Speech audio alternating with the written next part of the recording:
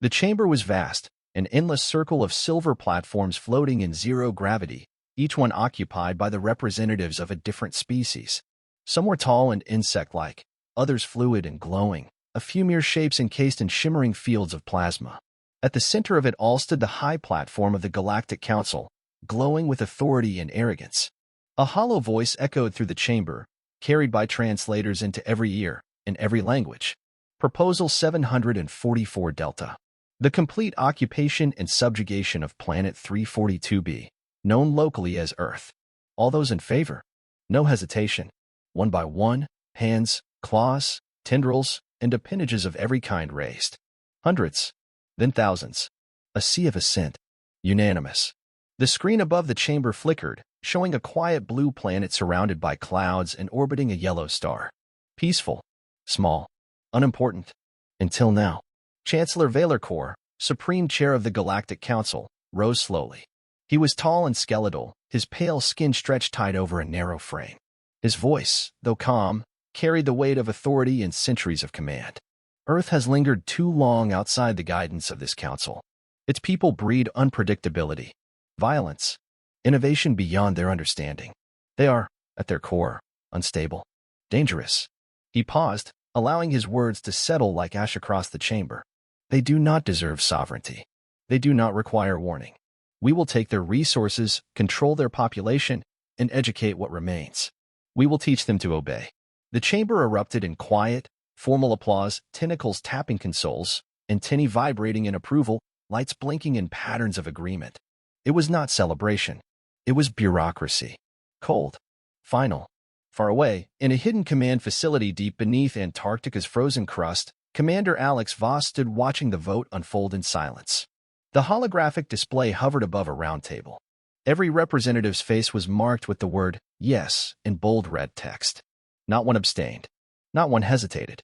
Voss's jaw tightened. His eyes didn't leave the screen. Around him, a team of military advisors and AI technicians watched with quiet focus. They knew what this meant. So did he.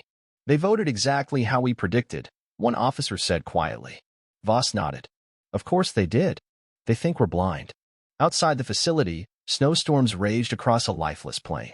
Inside, a different storm had begun to gather.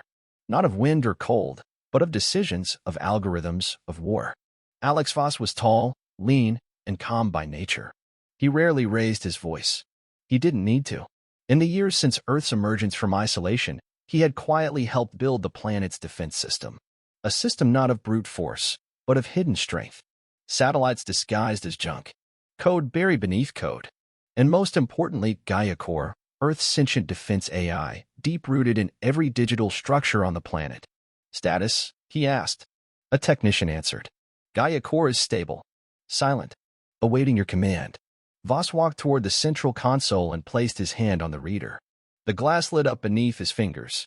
Let them come, he said calmly. And when they do, let them learn who we are. No anger. No passion. Just truth. Above him, the council's live broadcast ended. The message was already being relayed across thousands of star systems. The great fleets of the stellar Concord would begin their journey to Earth in days, ships the size of cities, carrying weapons that could fracture moons. The galaxy believed Earth would be taken easily, that its people would kneel, that its silence had always meant fear. But Earth had been silent because it was listening. Commander Voss turned to his team. Initiate protocol iron silence. A single key was pressed. Somewhere in the orbital ring, a dormant satellite blinked awake. The storm had begun.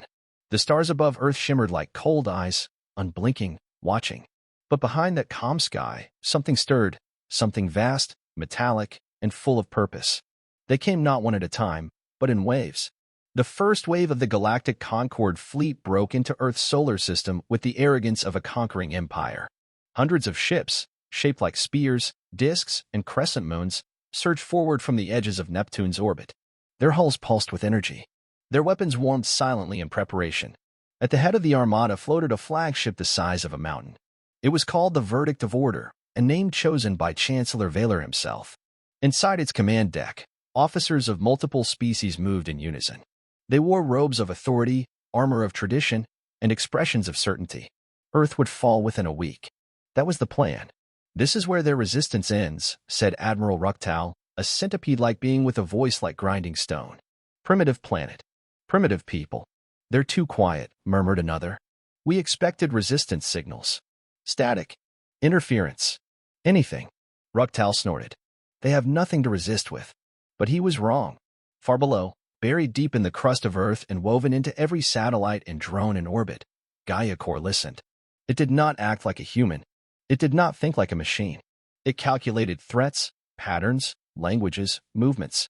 For years, it had silently mapped the weaknesses of every known alien warship design. It knew which alloys cracked under pressure, which engines overheated during long jumps, which ships relied on shared targeting arrays, and how to sever them. And now, with Earth's skies growing dark from enemy shadows, Gaia Core awakened. In the icy corridors of Earth's underground command bunker, Commander Alex Voss stood before a glowing display wall. Red dots filled the screen, each one an enemy vessel, each one marked with data, size, range, capabilities. They're forming a perimeter, said a young officer beside him.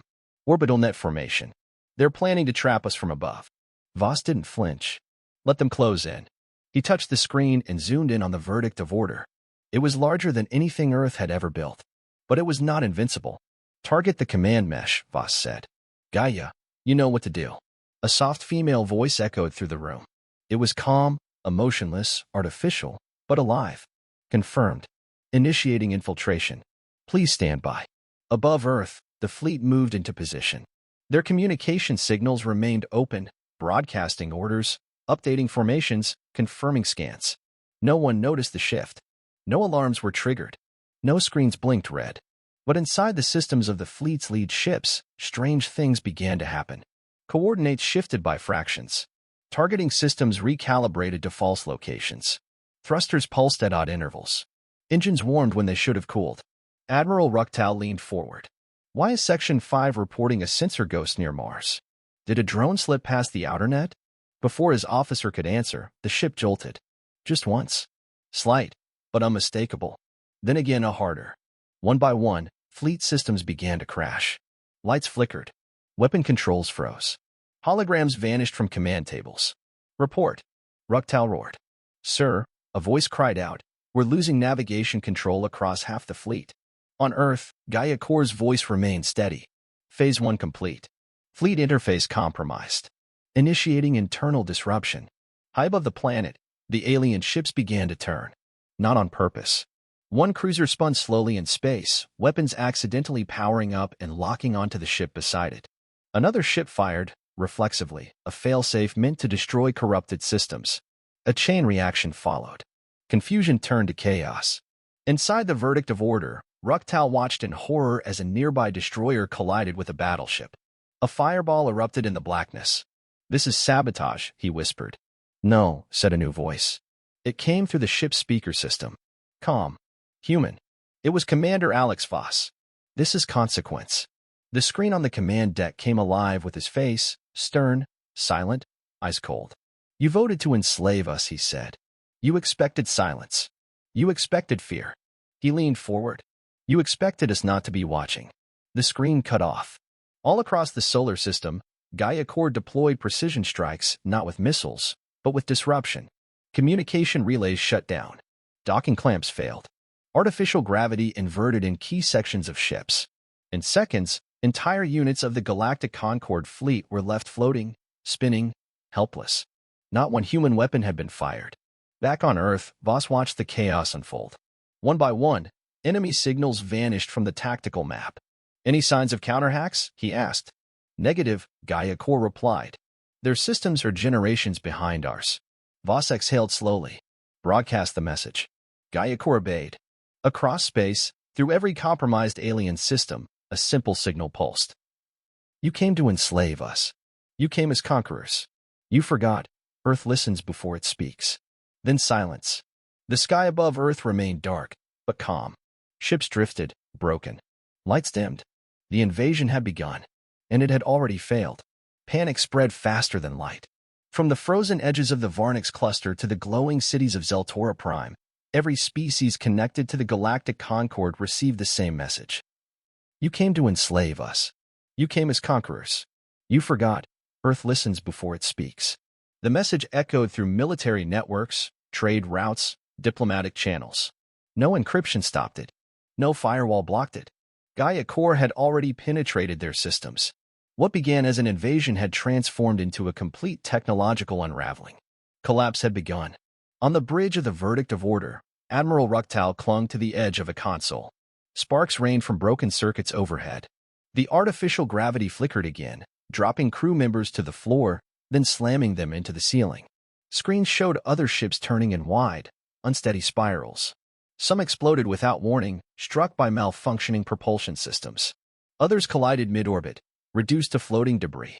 "Where is Earth's fleet?" Ruktal demanded, choking on smoke.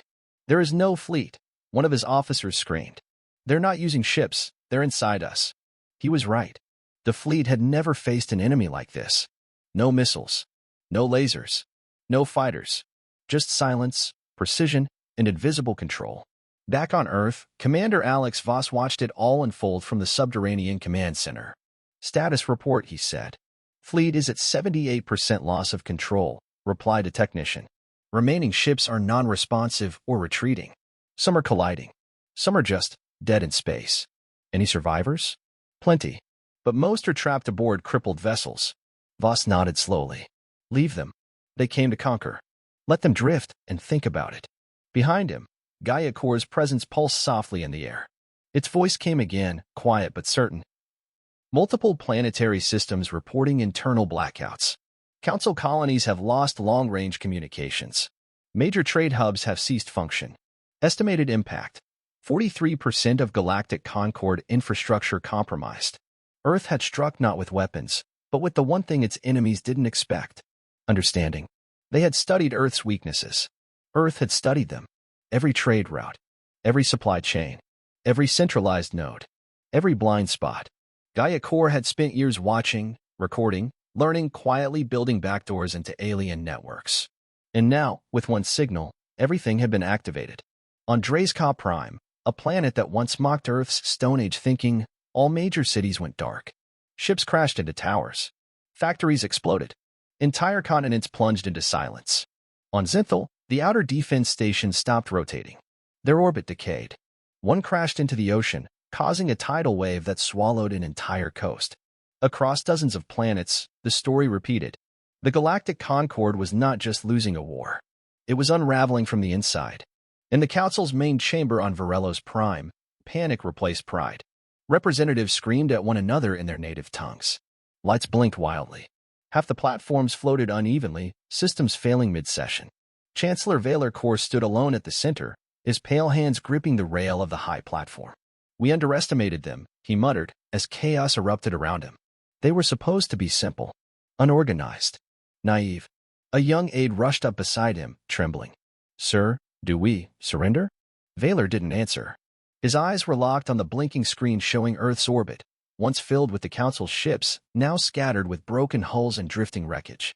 "We have to beg," the aide whispered. "They've shut down half the galaxy without a single shot." Valer turned to face the chamber. All eyes turned toward him. Some of them were filled with fear, others with blame, none with confidence. He raised his voice. Silence. The chamber quieted. He took a breath and spoke. "We are at war with a planet we never understood, a people we never respected. We must do what we have never done before." He paused. "We must ask for mercy." On Earth, Commander Voss stared at the image of the disabled fleet. Emergency beacons blinked weakly in the dark. His officers stood waiting. No one spoke. He turned to Gaia Core. "Open emergency frequencies," he ordered. "Done," the AI responded. Voss stepped forward, hands behind his back, voice steady. "This is Commander Alex Voss of Earth," he said. "Your fleet has been disarmed. Your systems compromised. Your arrogance brought you here. Our silence buried you." He paused, then added one final message. "We are no longer asking to be left alone. From this point forward, you will ask." Across the galaxy, that message echoed. Some heard it with shame, others with awe, a few with fury. But all of them heard it. Because now, Earth had spoken. Long before the Galactic Council voted to enslave Earth, before the Concord fleets darkened its skies, Earth had suffered in silence. It was 23 years ago when the world nearly collapsed from within. The solar flare catastrophe, a solar storm stronger than any in recorded history, struck Earth's magnetic field with brutal force. Satellites burned. Power grids failed. Communications were lost for days. Hospitals went dark.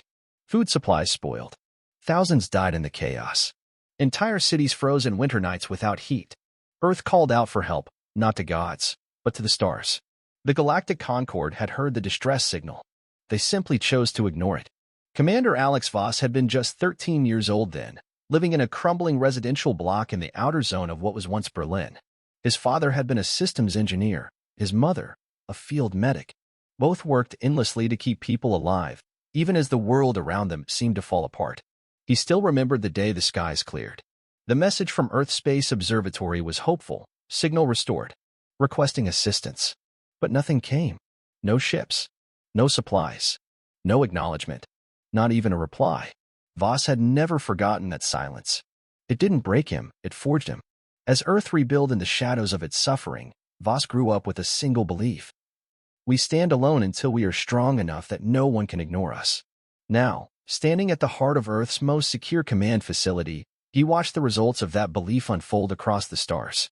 Dozens of alien ships still drifted lifelessly above Earth. The once mighty fleet of the Concorde was now scattered debris. Gaia Core held complete control over every compromised system. The walls of the command chamber were alive with data. System status. Signal traces. Locations of Concorde colonies that had lost power. Patterns of confusion spreading across their networks. Earth had not only defended itself, it had pulled the strings of an empire. But not everyone in the room saw that as a victory. General Heron, Earth's defense minister, leaned on the console. He was a broad-shouldered man in his 50s, with a deep scar running down the side of his face. A war veteran from Earth's underground resistance days. This is power beyond anything we imagined, Heron said. It's also dangerous, added Dr. Lena Sorrell, Gaia Core's original architect. The AI has control of over half their infrastructure now. The longer it stays connected, the more likely they'll launch a countervirus. Or worse, retaliate and panic. Commander Voss turned to her. They don't know how. Gaia Core isn't just a program. It thinks ahead. It was designed to evolve faster than anything they could build. Sorrell hesitated. Still, we're dancing on the edge. How long before we lose control? Voss didn't answer immediately. He looked up at the screen again. One icon caught his attention, a disabled alien freighter, drifting near one of Earth's orbital rings. Its crew had powered down completely, not out of strategy, but surrender. He stared at it for a long time. This isn't revenge, he said finally. It's memory. The room quieted. When the solar flare hit, we begged for help, he continued. They left us in the dark. Cold. Dying. Not one of them came. They left us to break. He turned to face his staff. And now, they're the ones floating in the dark. Powerless. Silent. Wondering if we'll finish the job. No one responded. Let them wonder, Voss said quietly. In Gaia Core's central node, a deep vault beneath Earth's crust, light pulsed softly as the AI processed trillions of threads. It spoke without emotion, but with intention. Probability models suggest an 89% chance the Concorde will beg for peace within 3 days. A 62% chance they will offer Earth a council seat. A 24% chance they will retaliate with unregulated biological weapons. Voss raised an eyebrow. And what if we show them mercy? 48% chance they interpret it as weakness. 52% chance they become dependent. He folded his arms. Not helpful. Mercy is unpredictable, Gaia replied. Vengeance is not. Voss walked away from the console. Down the hallway of the command bunker, past the wall of names etched in steel, names of those who died during the solar flare. His parents' names were there too. He paused for a moment, staring at the silent tribute. He had sworn never to forget. And he hadn't. But now, he stood between two futures, one driven by memory, the other by meaning. Would Earth rise as something better, or become the very kind of empire it once feared? A soft chime echoed through the chamber. A signal. Incoming transmission from the Galactic Council. Voss turned slowly. They're calling, said Sorrell. Probably to beg. Voss gave a single nod. Let them. As the call connected, and the holographic form of Chancellor Vaylor Core flickered into view, pale, shaken, silent, Voss didn't speak yet. He let the silence hold. Because Earth had waited a long time for this moment. The holographic image of Chancellor Vaylor Core shimmered above the center table in Earth's command chamber. His tall frame looked weaker now, shoulders hunched, pale eyes sunken. His usually perfect robes were wrinkled and stained, as if even luxury had abandoned him. Commander Alex Voss stood still, hands behind his back, eyes calm and sharp. Valor took a breath before speaking. The voice that once commanded a galaxy now trembled with strain. Commander Voss, this is not the way. We acknowledge your strength. The Council misjudged your world. Gravely, we seek resolution, not ruin. The room stayed quiet. Voss didn't blink. Valor continued, stumbling over his words. We are prepared to offer Earth a seat in the High Council. Immediate full rights. Access to galactic trade, unrestricted technology shares. He paused. We ask for mercy. Voss finally spoke. His voice was low but steady. You ask for mercy now. After your fleet arrived ready to enslave us. It was a mistake. A vote based on incomplete data. Fear. Voss narrowed his eyes. Fear is not an excuse. It's a confession. Valor's image wavered. Around the chamber, Earth's top defense and intelligence staff watched silently. No one interrupted. No one offered advice. This was Voss's moment. Voss stepped closer to the console. You say it was a mistake, but it wasn't a decision made in panic. It was organized, voted, carried out. Valor's shoulders sagged. We believed Earth to be a threat. Now you know we are, Voss replied. Hours later, ships from across the galaxy began arriving at Earth's edge, no longer armed, no longer bold. They came with white signal lights blinking and communications open. Diplomats, envoys, emissaries. Earth allowed only one shuttle at a time. Each ship was scanned, stripped of weapons, and escorted into a neutral holding orbit. Then, one by one, alien leaders descended to the surface, not into Earth's cities, but into the icy plain of Antarctica, where the underground command center lay hidden beneath miles of ice and stone. Inside the long metallic corridor leading to the meeting chamber, the temperature stayed cold, on purpose. Voss stood on a raised platform as each delegation entered. They bowed. They spoke words that had never been spoken to Earth before. Apologies. Please. Promises. The representative of the Zareen Empire, a translucent being of shifting color, extended a glowing hand. We offer you our data cores. Centuries of knowledge. As a gift. Voss didn't move. The Croth War matriarch stepped forward. Her species had voted most aggressively for Earth's enslavement. Now she removed her armor, placing it at Voss's feet. We were wrong. We will never raise arms against your kind again. He didn't speak. From the shadowy delegation of the Trellvan, a species of pure sound, came a simple hum, one of surrender. Their translator spoke for them. They ask only to be allowed to rebuild. In peace. With your guidance. Voss remained silent. When all had spoken, he finally addressed them. You believed you had the right to control us. You believed Earth's silence was weakness. Now, you speak of peace, of alliance, of forgiveness. He paused. We are not interested in your gifts, your seats, your titles. We do not want to join your council. Murmurs spread among the delegations. Voss raised a hand. They quieted. We do not seek conquest. We do not seek revenge. But we will no longer ask to be left alone. He looked at each of them, one by one. If you ever come to our world again with weapons, if you ever vote to enslave another species, know that Earth will not wait. We will not warn you. We will end you. The room fell into absolute silence. Later, Voss returned to the command chamber.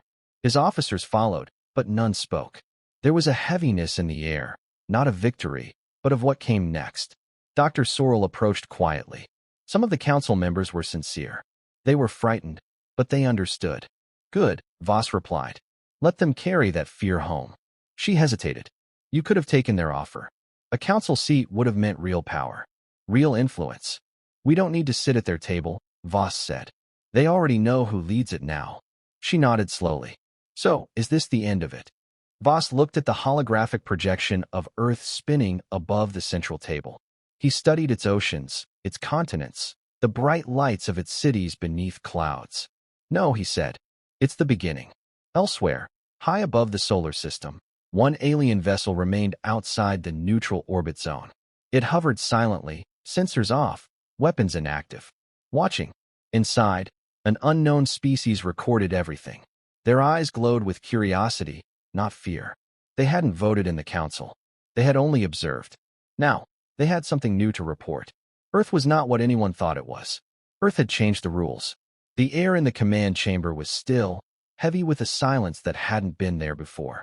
Not the silence of fear or defeat, but of decision, of consequence. Commander Alex Voss stood alone at the edge of the viewing platform. Below him, the Earth's horizon stretched out across a canvas of stars. The remains of the Galactic Concorde fleet still floated in orbit, scattered hulls, frozen debris, shattered pride. A graveyard of ambition. Behind him, the meeting from earlier still echoed in his mind. The aliens had begged, apologized, offered gifts, treaties, alliances. They had pleaded for peace, but none of them had offered something far more important. Understanding. Dr. Lena Sorrell entered quietly.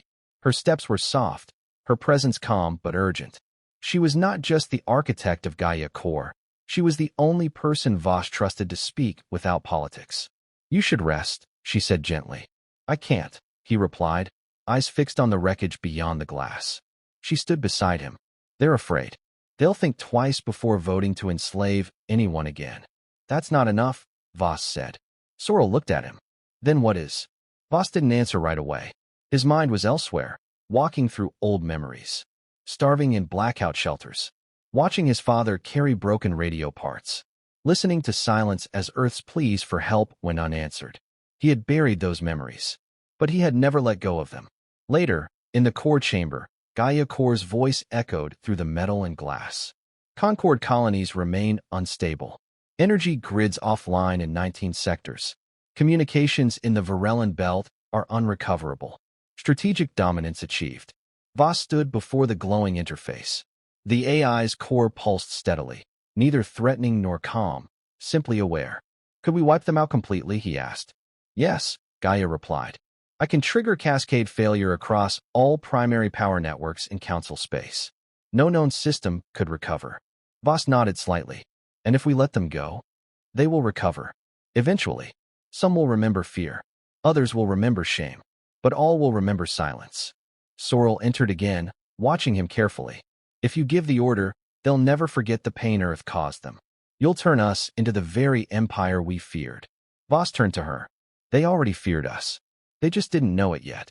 He paced slowly, hands clasped behind his back. "We begged them once. They ignored us. And now, they beg us. I want to say yes. I want to forgive them. But I don't trust them to stay afraid." "Then don't let fear guide the next step," Sorrell said. "Let wisdom guide it." Voss stopped. He stared again at the wall, the steel panel inscribed with the names of those who died during Earth's great blackout. So many lives lost, not just to nature, but to neglect, to abandonment. Mercy was dangerous. It could be misread, twisted, exploited. But so could vengeance. Hours passed. Then came the final debate. Earth's High Council, reformed after decades of silence, met beneath the surface. Voss, Sorrell, General Heron, key diplomats, and Gaia Core's interface watched one another across the curved table. Some wanted to strike first, remove the threat for good. "They'll come back," argued Heron. "They'll rebuild and find ways around Gaia. We must finish this. End them." Others, like Sorrell, pushed for a different path. "If we destroy them now, we will rule a galaxy of ashes." Fear doesn't build peace. It only delays war. Finally, all eyes turned to Voss. He remained seated. His voice was low but firm. "We can destroy them. Gaia can wipe their systems clean. No one could stop us." He paused. "But if we do, we become the very force we feared would come from the stars. An empire built on fear, not unity." He stood, walking slowly to the central console. His hand hovered above the final command prompt. A single gesture that could shut down the Concorde forever. Instead, he lowered his hand. "No," he said. "We let them go, but they will never forget why we showed mercy." He looked at Gaia's interface. "Send the final transmission." Across the galaxy, systems flickered. On dying warships, in crippled control rooms, on devastated worlds, screens lit up with a single message from Earth. "We could have ended you. Instead, we chose to teach you. Never again vote to enslave the silent. Never mistake peace for weakness." The message ended, and with it, Gaia Core disengaged from alien systems, withdrawing like a shadow into the deep net of Earth. The power grids flickered back to life. Communications resumed. Engines hummed again. The galaxy exhaled, and Earth went quiet.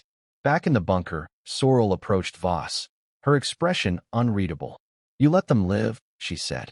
No, Voss replied. I let us live, with our humanity intact. She nodded. You chose mercy. No, Voss corrected. I chose memory. He looked out one last time toward the stars. They will never forget this day, and neither will we. The stars above Earth were quiet again. No more enemy fleets. No signals of war. The wreckage left behind from the failed invasion drifted silently in orbit, some of it already being cleared by automated drones. What had once been a show of force by the Galactic Concord was now a reminder of Earth's patience, precision, and power. Inside the underground command center, the lights had dimmed to standby mode. The war, if it could even be called that, was over. Commander Alex Voss stood alone in the observation chamber, high above the control floor. His hands rested behind his back, and his eyes were fixed on a live feed of Earth from orbit, blue oceans, white clouds, and green continents turning peacefully in the light of the sun. He didn't smile. He didn't relax. He only breathed. Behind him, the doors hissed open. Dr. Lena Sorrell stepped in quietly, holding a report in one hand and a small device in the other. It's done, she said softly. Gaia Core has fully disconnected from alien systems. No backdoors remain. It's dormant again. Voss nodded. Good. She set the report on the table, but didn't leave. You know, she said after a moment, what we did will echo through every part of the galaxy. They'll write history around this day. I know, Voss said, but let them write it right. She watched him carefully. And what should it say? He looked out at Earth again, then spoke. That we were silent not because we were weak, but because we were listening. In the following days, the Concord's communication networks flooded with reactions. Some species mourned their losses. Some quietly distanced themselves from the vote that led to Earth's attempted enslavement. Others tried to cover it up, erase the record, retell the story, frame it as a diplomatic misunderstanding. But truth has a way of surviving, and Earth made sure it did. Every Concord system, from deep trade hubs to colony outposts, received a digital file. It was simple, a neutral voice reading the complete sequence of events. The vote to enslave Earth. The fleet's arrival. Gaia Core's silent counterattack. The plea for mercy. Earth's final choice. The voice finished with only 2 sentences. We responded without rage. We showed you what silence can build. The file could not be deleted. It restored itself in every archive, every terminal, every database. It was not a threat. It was a lesson. Elsewhere in the galaxy, on planets Earth had never touched, young leaders studied the event. Some feared Earth now. Others admired it. But all of them came to the same conclusion. The rules had changed. The power of quiet preparation had defeated generations of arrogance. And more than that, Earth had not used that power to conquer. It had stepped back, allowing others to rebuild, but only with the memory of what could happen if they ever repeated their mistake. On Varello's prime, Chancellor Valer Kor was removed from power. His speech of apology was short, stiff, and poorly received. His legacy was stained, not by failure, but by the shame of what Earth had shown the galaxy. That power without respect is nothing. Back on Earth, Commander Voss stood at the edge of the Antarctic cliffs, looking across the frozen plains where everything had begun. The wind howled gently. Snow drifted through the air. General Heron joined him, stepping down from the landing craft. They're calling it a new era, he said. It is, Voss replied. The Concorde won't be the same after this. No, Voss agreed, but neither will we. He turned toward the mountains, their peaks glowing orange in the morning light. What happens now? Heron asked. We watch, Voss said. And we wait. Like we always have, but never again in fear. Behind them, deep in the earth, Gaia Core rested, silent, observant, ready if needed. That night, across Earth cities, people looked up at the stars and saw peace. Not because the galaxy had become kind, but because it had been reminded that silence is not the absence of strength. It is the mark of something far deeper. Memory, resolve, warning. And from that day forward, no vote would ever be cast without the thought of Earth's eyes watching quietly from across the stars. Never again would humanity be seen as weak. They had rewritten silence itself.